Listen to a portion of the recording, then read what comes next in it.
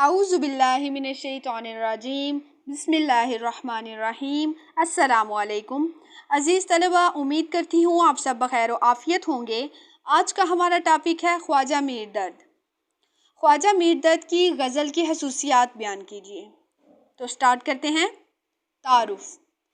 خواجہ میر درد کا اصل نام خواجہ میر ہے، جو ان کے نانا میر سید احمد حسینی قادری نے رکھا ہے۔ آپ کے والد کا نام خواجہ محمد ناصر اندلیب ہے۔ آپ کا شجرہ نسب باپ کی طرف سے حضرت بہاء الدین نقشبند سے اور ماں کی طرف سے سید عبدالقادر جیلانی سے ملتا ہے۔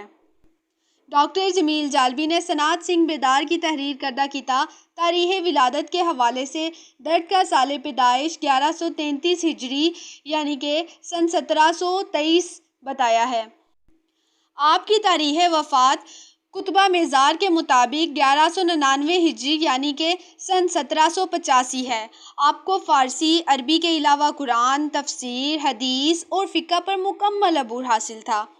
نوجوانی میں آپ سپاہی بھرتی ہوئے اور پھر 29 سال کی عمر میں آپ نے اس پیشہ کو ترک کر کے درویشانہ زندگی اختیار کر لی۔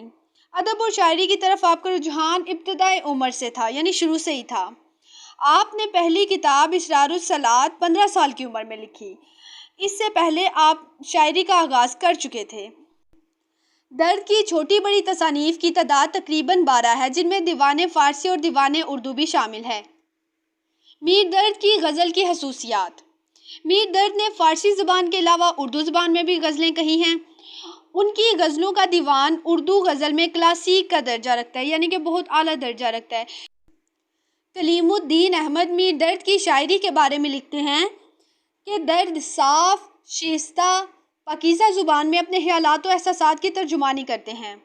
بیان میں کہیں رکاوٹ نہیں، الفاظ سب سیدھے سادے معمولی عام فہم ہیں، لیکن ان میں سے حقیقت کی بو آتی ہے۔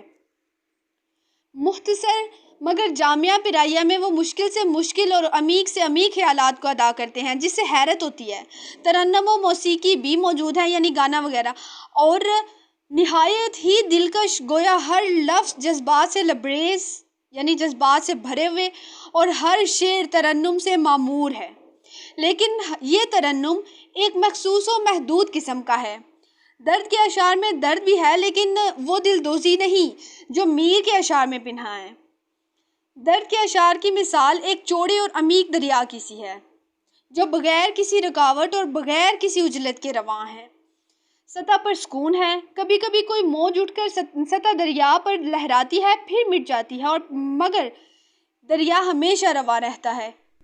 درد کی غزل کے بارے میں رشید حسن خان رقم طراز ہیں کہ رنگ و آہنگ کے لحاظ سے درد کی شاعری اپنے عہد سے مختلف نہ صحیح لیکن ممتاز ضرور ہے۔ میر جو ہیں وہ صاحب کے علاوہ اس عہد کے باقی تمام غزل گو شعراء سے بلند ہیں، بلکہ بلند تر ہیں۔ حیرت و حسرت کا نہ تمام سا اظہار ان کے اچھے کلام کا عام جوہر ہے، اور شعر بھی تاثیر سے معمور ہیں، جن میں مجاز و حقیقت، یا یوں کہیے کہ عشق، جذبات اور تصوف کی ماورائیت یکجا ہو کر نمایاں ہوتی ہے۔ درد کا تصور عشق۔ ڈاکٹر خلیل الرحمن لکھتے ہیں کہ خواجہ میر درد کی شاعری کا عاشق اپنے مزاج کے اعتبار سے میر کی شاعری کے عاشق سے ملتا جلتا ہے۔ دونوں کے یہاں دھما چوکڑی اور کشتم کشتہ کی بجائے سپردگی اور گداہتگی ہے۔ دھما چوکڑی اور کشتم کشتہ کا مطلب ہوتا ہے شور و گل کرنا، ہنگامہ کرنا، اور سپردگی اور گداہتگی کا مطلب ہوتا ہے نرم سا پگھلا ہوا بندہ، بڑے نرم سے جذبات رکھنے والا۔ دونوں آہستہ آہستہ سلگتے ہیں، یکا یک بھڑک نہیں اٹھتے۔ دونوں محبوب کی بے وفائیوں سے پیار کرتے ہیں، ایک مدت تک اپنے دل کو بہلاتے پھسلاتے رہتے ہیں، تغافل کا جواز بھی ڈھونڈ نکالتے ہیں، محبوب سے شکوہ شکایت کرنے میں ڈانٹتے پھٹکارتے نہیں، دھمکی یا چیلنج نہیں دیتے، نرم اور مانوس لہجے میں کچھ سرگوشی اور چمکانے کے انداز میں باتیں کرتے رہتے ہیں۔ درد کی زبان۔ میر درد کی غزل کی زبان کے بارے میں ڈاکٹر جمیل جالبی لکھتے ہیں کہ میر درد کی زبان وہی ہے جو میر و سودا کی زبان ہے۔ جیسے میر و سودا کی زبان کے بہت سے الفاظ آج متروک ہو گئے ہیں، وہی صورت درد کی زبان کے ساتھ ہے۔ ان کی چند بدلی ہوئی متروک صورتوں کے علاوہ میر درد کی زبان ویسی ہی صاف اور شائستہ زبان ہے جو آج بولی جاتی ہے۔